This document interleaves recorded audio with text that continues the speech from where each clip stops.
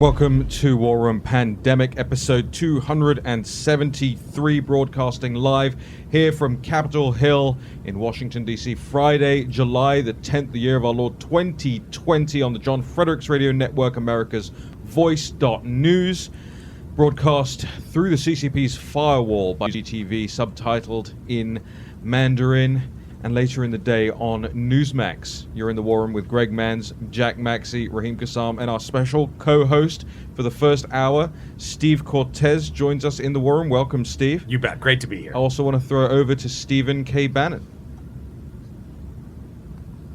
Yeah, I really want to welcome in Steve Cortes. He's done such a good job, really great job for us the last couple of weeks, talking about the anarchy and the collapse of law and order.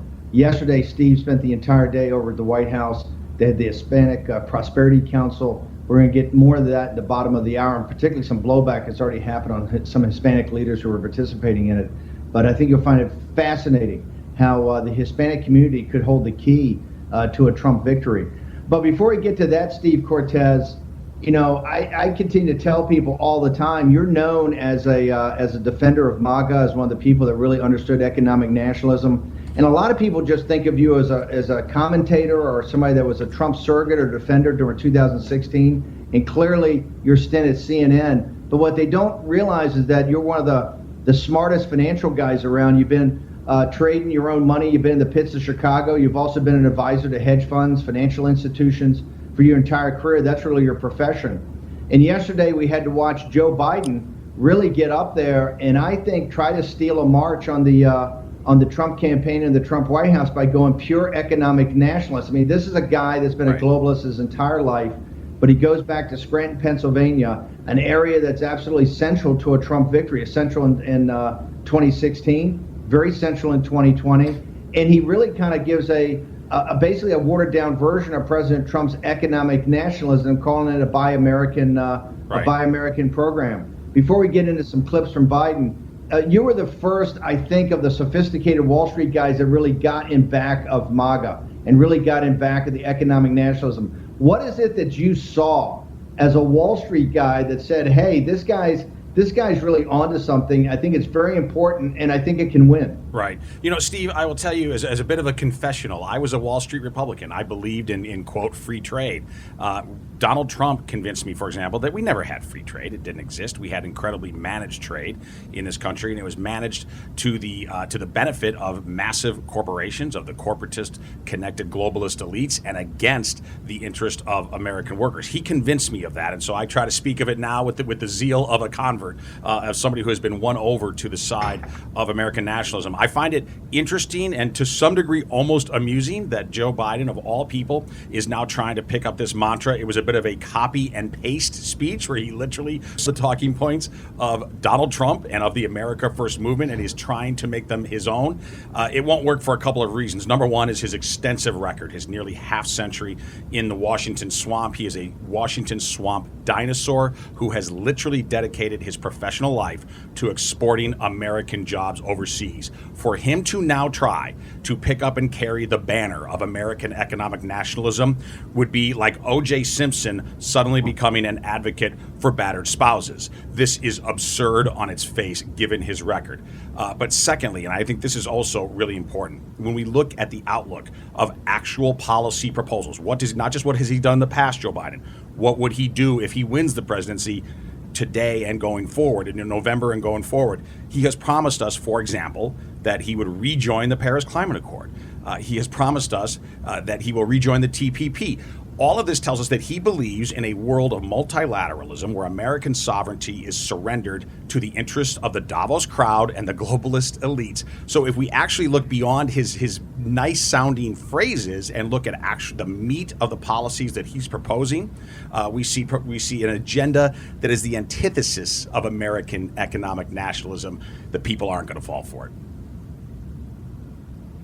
Look, I think you've hit the two key points. Number one, he's been not just a globalist. I mean, I would argue that he's been one of the leading globalists in the United States Senate. What he's had to do in his productive adult life is really push not to multilateralism, but essentially globalism, where the United States is just one of any number of nations that can be bossed around. We really don't have our sovereignty anywhere. The other thing is when you look into the proposal he's talking about, a lot of it's just the rehashed policies of Hillary Clinton and others over the last decade, I should say, the failed policies. And you're absolutely correct. Two of the central things in there, he wants to rejoin TPP, and he wants to go into the Paris Accords, which is, and this is not an argument about climate change or should we focus on climate change or what's the science back of climate change. That the Paris Accord is essentially a way for the Chinese Communist Party to have unlimited growth on the back of working class people throughout the world. They pay for it. The whole, I said yesterday, the Gilets Jaunes revolt in Paris, the Yellow Vest, was because of taxes put on diesel fuel in these rural communities and small communities throughout France that they had to pay to basically make up the difference of what the Chinese Communist Party had done to the environment. And so Biden's thing's replete with that. The one thing I want to toss us back to Raheem and Jack and the team and Greg is that does the Biden campaign owe War Room pandemic consulting fee? I mean, it looked like they ripped off, and this is how phony it is. It looked like they ripped off even some of our phraseology about, hey, you got a pandemic, you got a health crisis that's triggered an economic crisis. I don't want to compare this to the Neil Kinnock ripoff of plagiarism, but this once again shows that Biden's not a guy that really comes up with original ideas. Steve Cortes' thing about cut and paste, it's like we know the Chinese Communist Party intelligence services listen to War Room Pandemic, but now it's obvious that the Biden's campaign team listens to it too, because a lot of the cut and paste was off of stuff we've talked about over the last 4 or 5 months.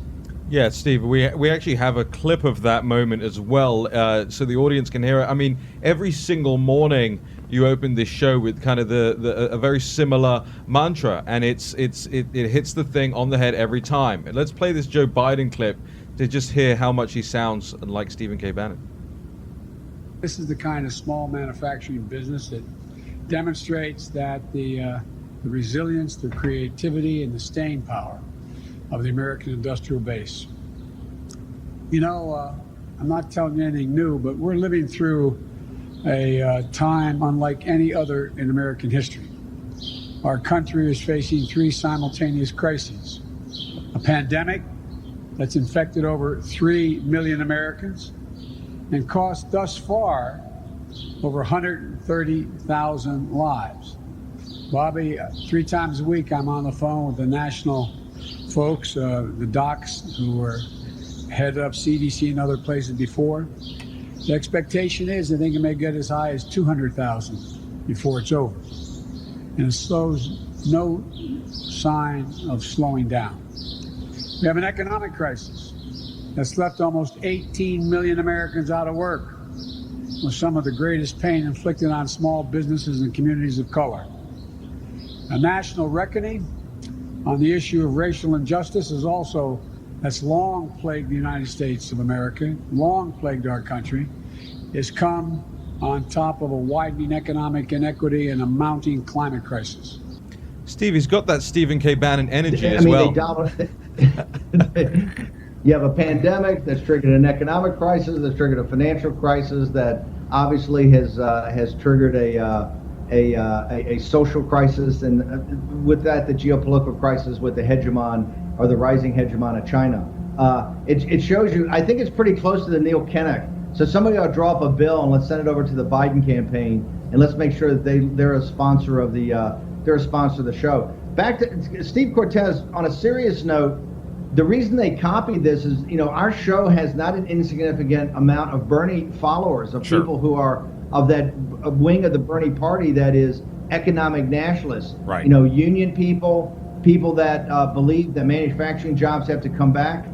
They're not particularly huge fans of President Trump on all his issues, but they understood from the beginning, like you did, that this guy represented something different. He was going to take on China. He was going to bring manufacturing jobs back. The team around Biden, this is why I think it's very serious to take this speech and really get off top of it. Right. They are focusing a lot of that speech to the union people and to the Bernie followers. I mean, if you go through there, it's a laundry list of what the Bernie followers want. And look, it's in those upper Midwest states, Wisconsin, Michigan, Pennsylvania, and Ohio, where I think we're much closer than we want to be. The key to those is also bringing in union Democrats for things other than cultural issues, the Second Amendment, but bring Union Democrats in, and also the economic nationalists in Bernie's movement, either have them stay home or hopefully vote for President Trump. I'd like to get your thoughts on specifically how he's A, ripping off War Room Pandemic, and B, how smart it is for him to focus his speech to kind of these Bernie people. Steve, I completely concur that that's the real point here. I really believe this was a speech to disaffected Bernie voters. And I've taken the Bernie voters, by the way, very seriously from the beginning, unlike a lot of my sort of friends in the MAGA movement. I say, look, clearly we have a lot of disagreements with Bernie himself and with the Bernie voters. However, as you point out, they are economic nationalists. And I believe that we can win over a certain percentage of them, particularly on issues related to China. I think there's also a certain percentage that we can convince, if we can't win them to our side, to stay home and to not vote for Joe Biden, because Joe Biden, again, economically, is the antithesis of what Bernie voters want. For instance, in that clip we played, Joe Biden mentioned that communities of color have been suffering lately in this country because of the pandemic, and that's certainly true, both economically and in terms of actual street safety. When we look at communities of color, this is important. Let's look at the actual data. When he was vice president, when President Obama was president of the United States, during the slow growth years of that economic recovery, that extremely sluggish economic recovery, all of the benefits, basically, of that recovery went to the very top end. In other words, if you were an owner of assets or real estate, if you had a lot of stocks, a lot of real estate holdings, those were salad years for you. For working class people, which includes most minorities, of course, it was an absolute slog. And because of that, we saw the differential between white household wealth and black and Hispanic, and I know we're going to talk Hispanic issues more later in the show, but we saw that differential between white household wealth and minority household wealth widen massively during the Obama-Biden years. What we have seen during the Trump presidency until we got hit by the CCP virus was the exact opposite. We saw, as a matter of fact, Hispanics, and particularly Hispanic men, leap to the front of income gains in this country. So again, he has no legs to stand on, but to your point, Steve, we need to take him seriously on this, because even though the behind the words is a hollow agenda, we still have to take the words seriously. And I think we as a movement, the America First movement, as nationalists, we need to respectfully appeal to the Bernie voter and say, we're never going to agree on everything, but we really agree on China, and you cannot vote for Beijing Biden. Look, the Bernie, we 100% agree with you. It's one of the reasons we treat the Bernie guys with a tremendous amount of respect. They're absolutely central to the Trump. They're part of the Trump coalition. It's not all of them. It's maybe 15 or 20%. Right. But and I realize some of the union guys up in the men and women in the upper Midwest are for cultural reasons like Second Amendment. But there are a lot that are economic nationalists. And this speech, and I would have liked to have seen a more organized and focused counter to this speech already. Well, I think today they should have flooded the zone with people like you and Peter Navarro and others. I've got a couple of policy proposals, too, which I'm happy to get into if we want to do that now, of what I think action items that the president can do to counter and to make sure that the people, to reinforce with the people that economic nationalism is his banner, not Joe Biden's. We'll do it after the break, gentlemen. Let's go. Steve, we got to go to a quick break now. Pay some bills. We'll be back with more War Room Pandemic. Make sure you're in on the conversation. # War Room Pandemic. Make sure you're in on the YouTube live chat, the Facebook live chat. You're leaving reviews. Download the podcast. Make sure you're subscribed. Pandemic.warroom.org is the URL where you can get the newsletter every day put together by Carl Olbert and the show notes put together by Greg Mann, so you can go through and look at every link to every single thing we discuss on this show. Full transparency. Make your minds up yourselves. Jack Maxey, Steve Cortes, Greg Manns, Raheem Kassam, Stephen K. Bannon. We'll be right back. That video I sent yesterday of all those chicks. Next person. War Room Pandemic with Stephen K. Bannon. The epidemic is a demon, and we cannot let this demon hide. War Room Pandemic. Here's your host, Stephen K. Bannon. Welcome back to the War Room. Greg Manns, Jack Maxey, special guest in studio. Steve Cortes joins us here in the War Room. Over to Stephen K. Bannon.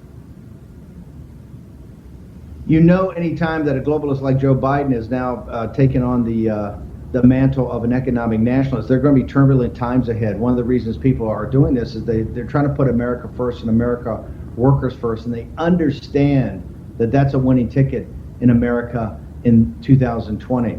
if you're an entrepreneur, you're going to be at the lead of seeing us through this economic crisis, or economic inferno, as we refer to it on the pandemic. NetSuite by Oracle is that platform. It's a software platform that ties everything together you need as an entrepreneur. Whether your company's $1 million in revenue or $100 million in revenue, you need Oracle NetSuite. And here's why. Oracle's the #1 platform on the cloud. NetSuite's the #1 tool for entrepreneurs. Go to netsuite.com/Bannon, Bannon, to get your 7-page, your 7 action steps for every entrepreneur has to take today. It's must read. NetSuite by Oracle. Go to netsuite.com/Bannon, Bannon today. Jack Maxey, I realize we didn't have time to get you in, but you had some good insights on the Biden thing before we start talking about Joe Biden and the stock market. Well, Biden's plan, he's going to spend all this money, but it's very, very thin on detail. Now, CNN reports that he did show a fact sheet. He allowed them to take a look at it. Now, what I think the listeners would find very interesting, the top line on there was clean vehicle technology, electric vehicle technology. How are we going to bring back our manufacturing when every single one of those rare earth minerals that make up those batteries comes from China and is mined by slave labor in Africa? That doesn't sound like a winning strategy to me, Steve. Yeah, and Jack, you found something yesterday as well that we read on the show that was it was Biden's coronavirus plan, right? And you read some key lines off that, which also applies to the hypocrisy in all of this. Steve Cortes mentioned it in the A block, but it bears repeating. He quote re-embrace international engagement, including prioritizing sustained funding for global health security above and beyond emergency appropriations, and a Biden administration will recommit the United States to the Paris Agreement on day one. These things do not work together. Right. You cannot have a buy American, bring American jobs back plan while saying at the same time, hey, yeah, we're pro TPP, we'll throw a ton of money, prioritize, their words, prioritize global health initiatives and rejoin the Paris Agreement, Steve.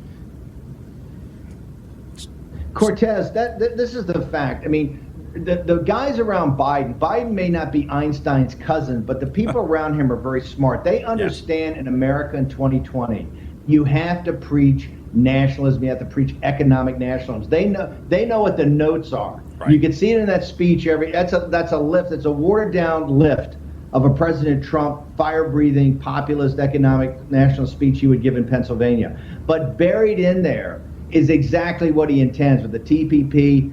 You mentioned it with the Paris Accord. The guys caught yesterday with a super WHO. It's all Joe Biden is what he is, and he's a globalist. He's been a globalist for 40 years. Not a particularly bright guy. That's kind of the stooge of Wilmington, Delaware. But one of the things I thought was most telling, and this is how smart the guys around are. Let's go to this clip on the stock market, which I thought was the punchline in the speech yesterday, and I want to have Brother Cortes analyze this for us. Yeah, let's roll the clip of Joe Biden discussing the stock market. Let's roll it, ABN.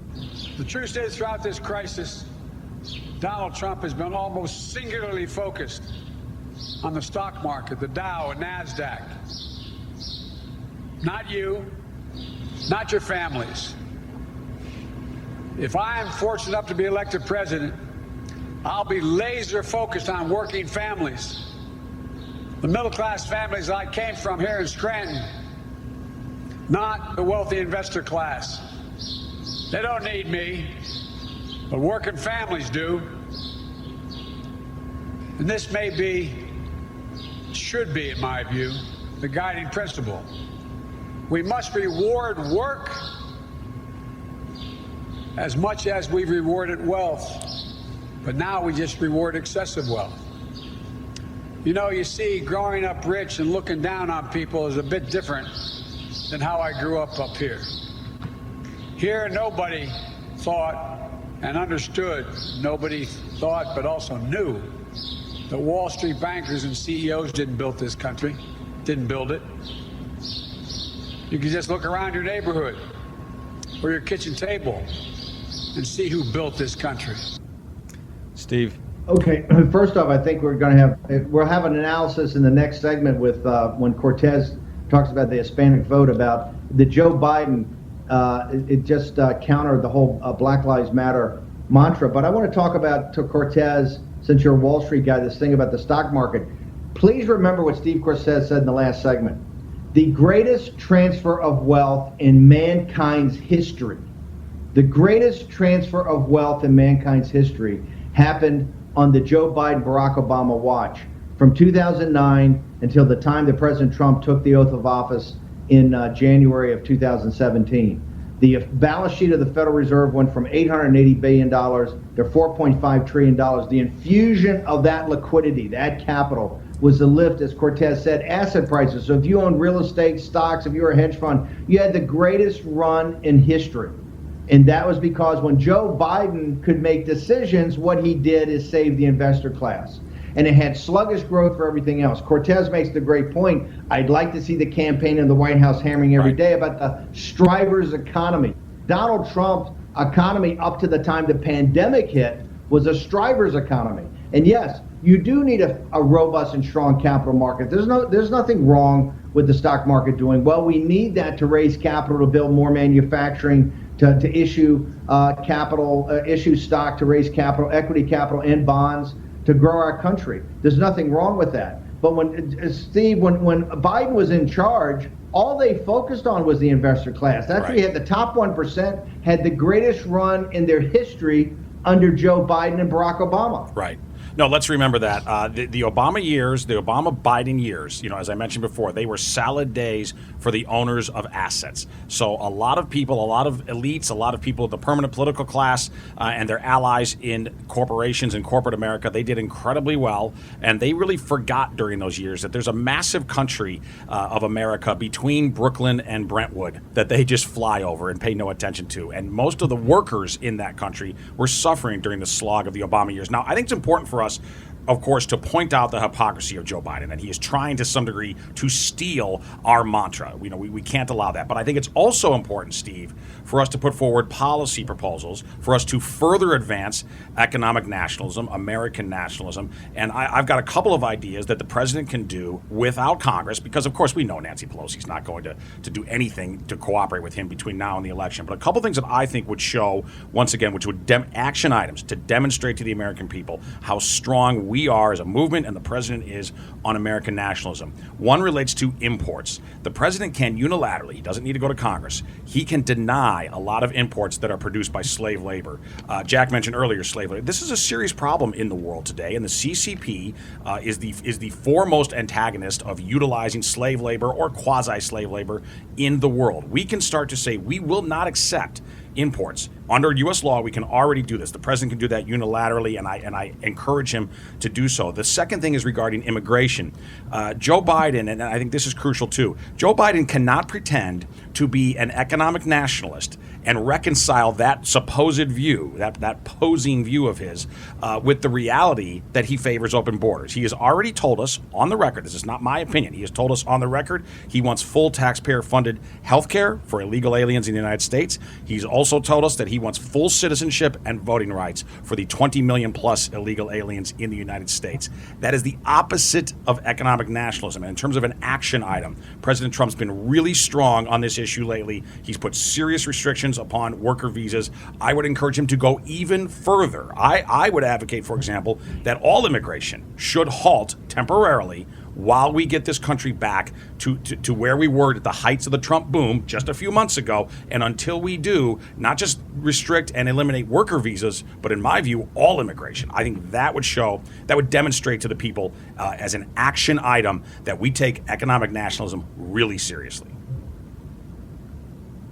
Yeah, you notice that Biden in his talk yesterday wasn't buy American, hire American. It was none of that, and those are great points. Let me go back. We only got a couple minutes left, and Raheem and those guys can jump in after you, but it was a pretty powerful thing, though, to say about there's too much focus on the stock market. What do you say, Steve? You're a Wall Street guy. Is the messaging wrong here? We want a robust capital market, right, but has Biden's guys done some polling, and they see a way to get to the Trump voter, particularly the Bernie guys, by doing this? Yeah, listen, I will always concede when the opposition does something smart. This is a smart tack. It's disingenuous and it's hypocritical, but it is smart of them to try, right? It won't work in my view, but it's smart of them to try. Raheem, Jack, what do you guys think about how this messaging going with this Buy American yesterday? Look, I think we all agreed before we went live on the show that this was Biden's best performance yet yesterday. I mean, even though he was drowned out by the birds, or were they crickets? But it was still him at his most cognizant. You know, his most. I guess he was folksy. He actually came across like he was telling stories about his childhood. It was interesting like that. But there's one thing that came to mind for me is exactly what you just hit on, Steve. Donald Trump said, "Buy American." Joe Biden has effectively been saying, "Bye-bye, American," right, for this whole time. And that's the distinction that the campaign needs to make. The Trump campaign. Steve, Yeah, I'd love Jack jump in. He also did. Go ahead. I just love to know what those birds were saying. I think we need Dr. Doolittle in here. You know, they're up there going, man, this guy's so full of BS, you know, back and forth to each other. Listen to this nut job.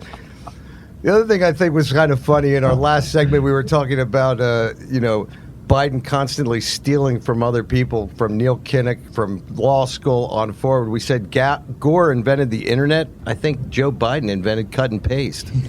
Right, we got to go to a quick break here. Steve Bannon, Greg Mans, Jack Maxey, Steve Cortes, Raheem Kassam, all in the war room for you this morning. Do us one little favor. Hit those share buttons, those like buttons. Make sure more people see the show. Hashtag War Room Pandemic returns after this short break.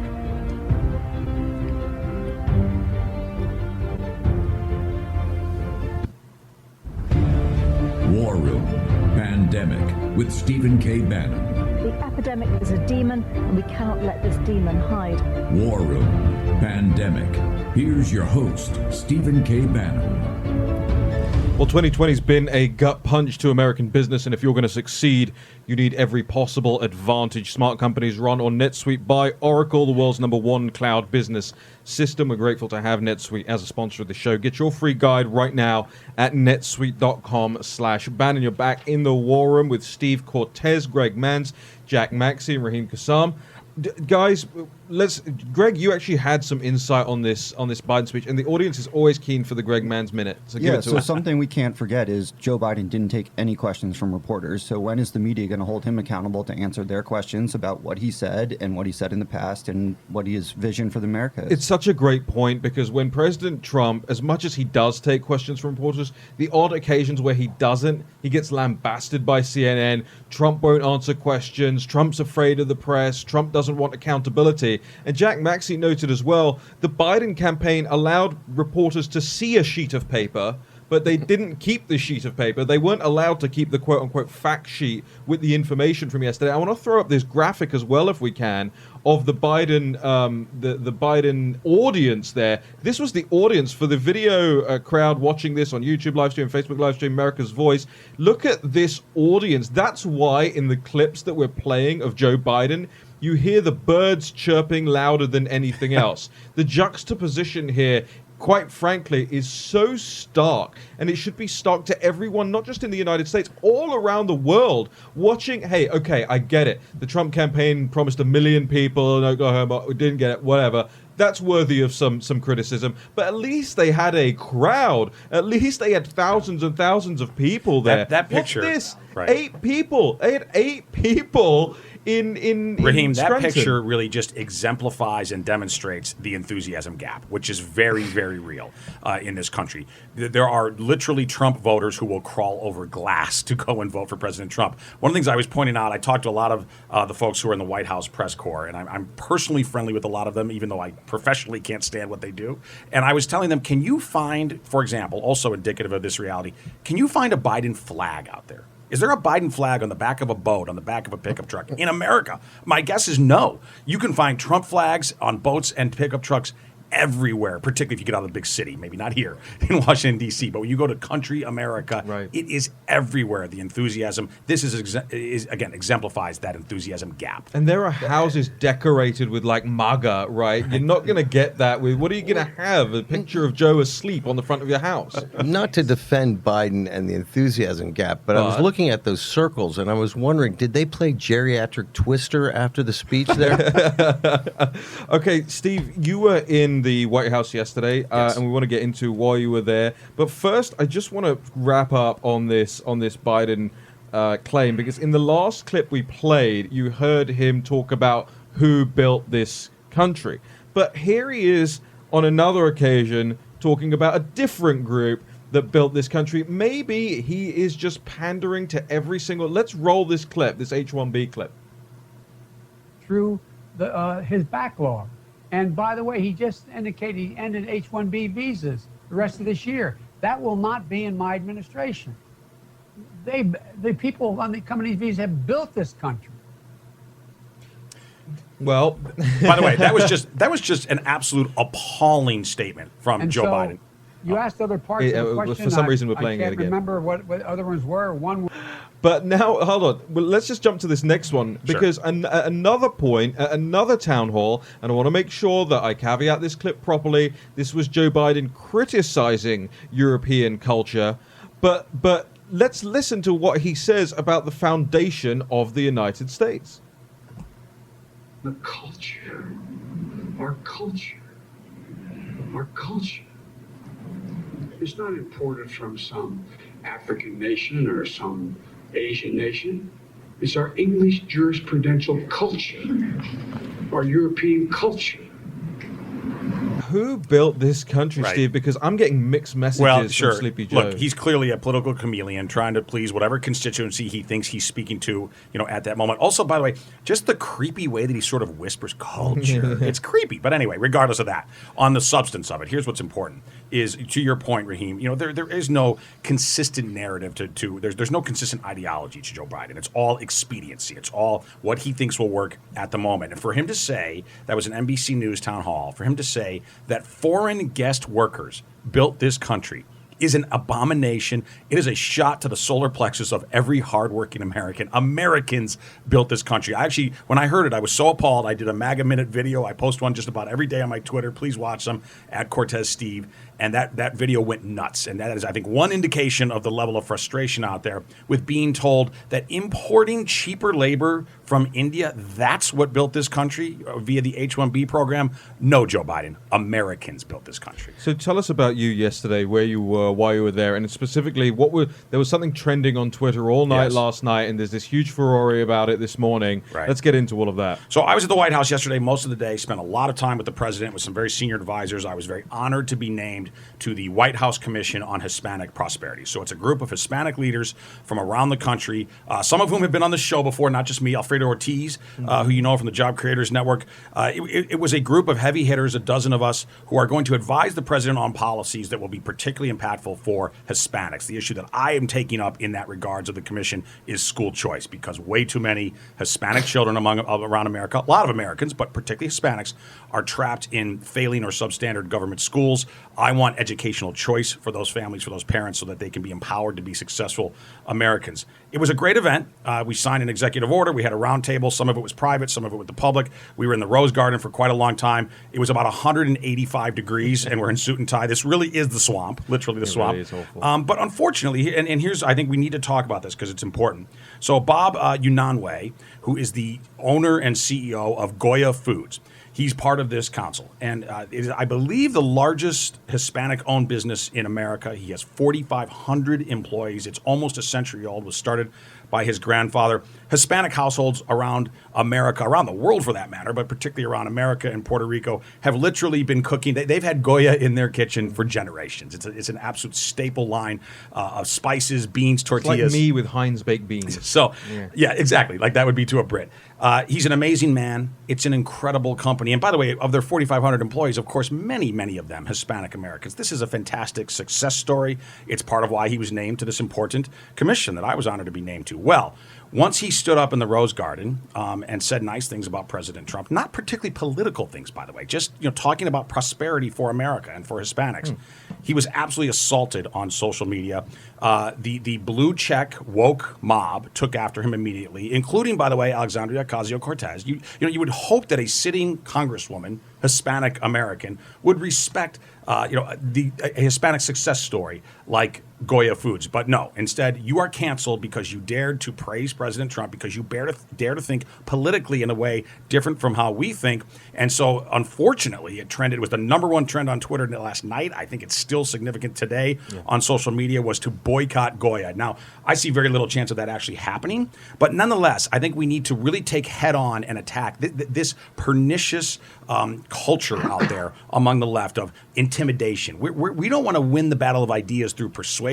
We want to do it through intimidation. We're going to make it. This is really what the left does in America today, when they're not actually being physically violent, and there's far too much of that. But when they're not being physically violent, what they're trying to do is make it socially and culturally unacceptable to be an American nationalist, to be a Trump supporter. And in addition to that, and we see this with Goya, they want to also financially punish you for daring to think politically in a different way. This has never been part of the American story, never part of our culture, our politics. It's wrong. We have to take it on in forceful terms, and I encourage everyone out there, go buy some Goya Foods and support this great company. I'm watching the YouTube live chat, and actually a lot of people are already saying, as you've been speaking, I've got Goya, I'm going to buy Goya, buy Goya right now. Please do. Because we do need action to combat the action from the left. I want to play this clip, Jack. Can we? Or Sure, do you want to jump in ahead. here? Should we play? No. Let's play the clip from the White House yesterday. Then we'll get Jack Maxey to weigh in on it as well. The Goya CEO yesterday in the White House. We're all truly blessed at the same time to have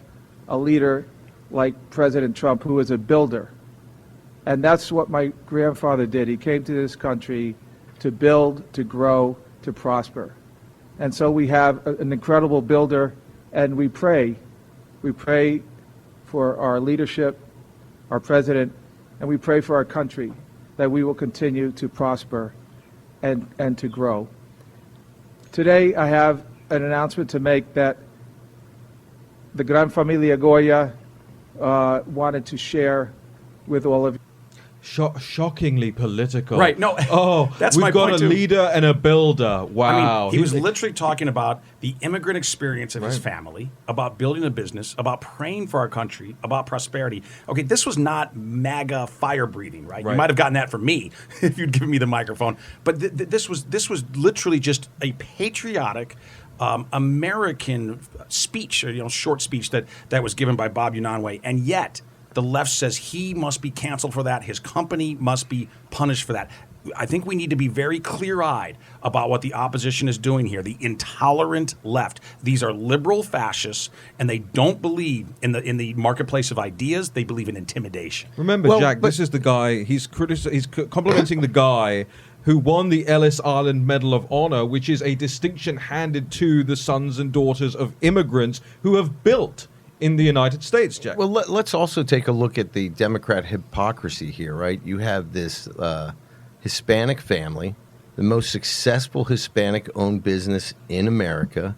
These people are amazing Americans. I lived in Puerto Rico for many years. I have eaten Goya products every single day of my life. Will continue to do it. Had an office near their plant in Bayamon. They are an amazing American success story. And watch the left now absolutely attacking this amazing Hispanic family.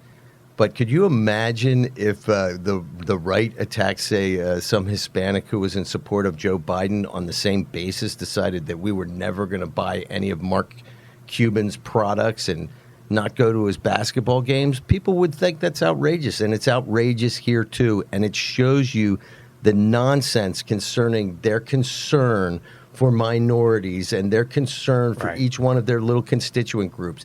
Let me tell you, you leave the reservation, you have a target in your back, and they are going to try and take you down. They're not your friend. They're not America's friend. They are interested in only one thing, power. They don't care if they have to destroy people, statues, or cities to get it. America needs to wake up. We need to back up our president. We need to back up that thin blue line with a 3,000-mile red, white, and blue line, because it's there. Right. And by the way, to the point of the statues, I think this is important because it's consistent, unfortunately, with this whole intimidation theme of the left right now, of the intolerant left.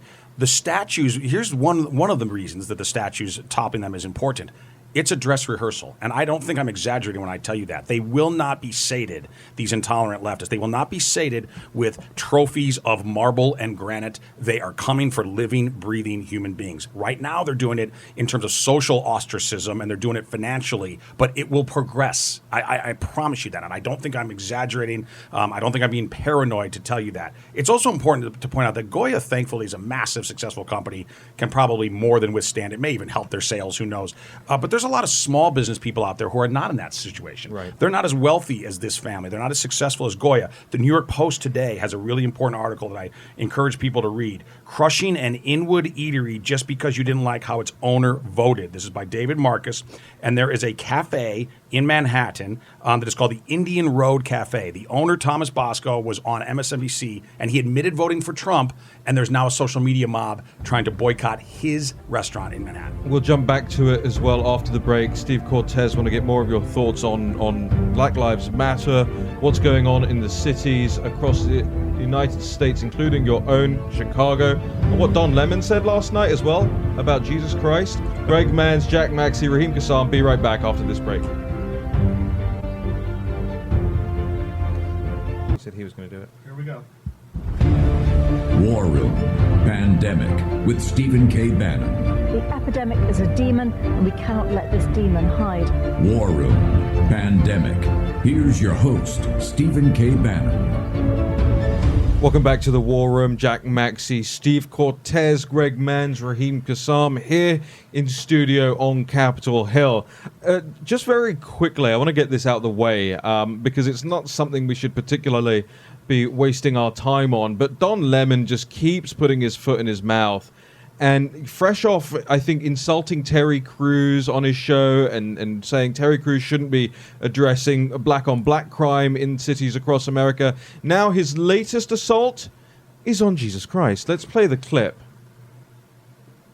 Engaged in the discussion. But here's the thing. Jesus Christ, if that's who you believe in, Jesus Christ, admittedly was not perfect when he was here on this earth.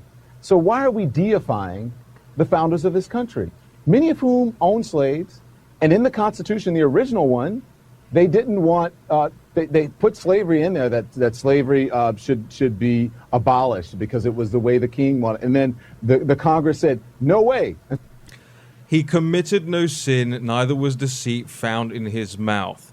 But Don Lemon doesn't seem to know anything about Scripture, anything about Jesus Christ, but he will use his platform with the so-called Catholic Chris Cuomo nodding in agreement, nodding along there in that clip, to say that Jesus Christ was not perfect, gentlemen? You know, yeah, I mentioned before, there's a giant country that CNN doesn't know between Brooklyn and Brentwood. And this clip is unfortunately emblematic of that. And look, I don't want to debate theology, obviously, with Don Lemon. To me, what this really points out politically is the aloofness, how separate they are, how little they know about this country. The fact that he wouldn't know that those of us who are Christian, tens and hundreds of millions of Americans, of course we believe Christ was perfect. And the way he said it offhandedly, like, well, of course, you know, he admittedly wasn't perfect. Like, wait, who admitted that? Again, so I think it's indicative of the aloofness, the separateness.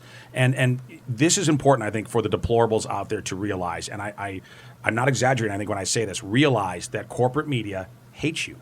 They hate your values. They hate what you stand for. They don't care about your well-being. And in fact, they mock you with clips like this. Jack, it's so obvious. It's in black and white. You must therefore be perfect as your heavenly Father is perfect. Well, the thing that bothers me the most is it shows two things concerning Don Lemon in particular and two things concerning the left in general. Number one, utter and absolute ignorance concerning any subject that a properly educated Western individual should know about, i.e. American history and the Christian faith. Don Lemon, could you imagine anybody getting on Fox News or any network and starting to make theological statements about Muhammad or any other religious leader in the world? People would lose their minds. This also shows you the absolute prejudice of the left against anybody of faith. And I know we talk about this a lot, this whole issue of this Maoist uprising that we're looking in the streets. Their objective is to kill your faith, kill your history, kill your family, and leave a stool with one leg that is incapable of defending that individual self. They are trying to destroy everything that makes this country wonderful. And the main thing about that is the elevation of the individual as a spiritual being created by God, who is the most important thing in our political system. They don't want it. This collectivist nature that they want to impose upon us, guess what? The weak will be dropped. Those who are not compliant will be dropped. Those who are in disagreement will be dropped. This is the nature of the revolution that they want. So today the advice is buy beans and buy Bibles. That's right. and bullets. There you go. Yeah, that's the third leg of the stool. I want to get into the carnage we're seeing across the United States now. You are from a place and live in a place rather that is marred by this on a nightly basis. Right. This is not something that we've seen in a very, very long time. And you've come on this show before, Steve Cortes, and you've talked us through this. But am I wrong in saying that this is not getting better? Correct. No, absolutely. And by the way, there's no exaggeration to say that cities like Chicago, where I live, I've raised a family in the city of Chicago for 25 years. I love Chicago. It is, in my biased view, one of the greatest cities in the world, being utterly ruined by leftist blue state, blue city policies. That is the reality on the ground. Regarding public safety, it's a nightmare. The United States military literally sends some of its medics to Chicago ERs so that they can be trained in gunshot treatment before they are deployed to war zones overseas. That's how dire the situation is in Chicago. It's going to be hot this weekend. I fear we're going to have another one of these. I hope not. I pray not. But we probably will have another dreadful weekend in Chicago. Here's what I would also say, though. These are American citizens. So regardless of how dreadful Mayor Lightfoot is in Chicago and Governor Pritzker is in Illinois, these Americans need to be defended. And I implore President Trump, he has said we stand ready to assist, and that is wonderful, of course, but these leaders, these local leaders, are so arrogant that they will not ask for help from President Trump. They detest him that much. They hate him much more than they love their constituents and the safety of their constituents. So I think federal action, unfortunately, is an imperative. For example, our local state's attorney, most places call it a district attorney, our local prosecutor in Chicago is not charging some of the rioters, the George Floyd rioters who attacked police. They were arrested and charged by the police, but they're not going to be prosecuted. I would like to see the Department of Justice go and arrest these people. There are federal charges that can be brought against them. I think that would be a great show of force, solidarity with the police, and concern for the safety of the citizens of Chicago. Got about 90 seconds left here, and I just want to put you on the spot a little bit. With all of this carnage taking place across Democrat-run cities, Democrat-run states, why are the polls the way they are? Right. Well, you mean, and particularly in those cities or just nationally? I mean, nationally. Yeah. Look, here's the situation. America right now, I think we need to be honest about this. America's in a sour mood because of what happened to this country because of the CCP virus, right? We have tens of millions of people out of work. We have a lot of people who have either been ill or are worried that they're going to be ill. That's always difficult for an incumbent. It just is. Okay, that doesn't mean that any of it is logically Donald Trump's fault. It's not. It's the fault of the CCP, and he has been tougher on the CCP than any American leader in history. But regardless, it's a challenge for those of us who are working for the reelection effort of President Trump. We have to recognize that the country right now, again, because of outside actions, the country is in a difficult place. But again, we have to number one, identify and define our opponent, Joe Biden, the radical that he really is, and then also give the roadmap for the way out, the great American recovery, which has already commenced economically. We need to also do it regarding safety. Steve Cortes, I know you got to bounce after this hour, but please tell our audience where they can find out more about you and listen to you and follow your MAGA Minute. You bet, please. So follow me at Cortes Steve, Cortes with an S. I also have a radio show every day in Chicago, 5 to 7 p.m., AM 560 The Answer. You can stream it online. Steve Cortes, we're always grateful to have him here. Greg Manns, Jack Maxey, Raheem Kassam, Stephen K. Bannon, and more. We'll return with more War Room Pandemic in the next hour. Episode 274 starts in just 2 minutes. Don't go anywhere. We'll be right back.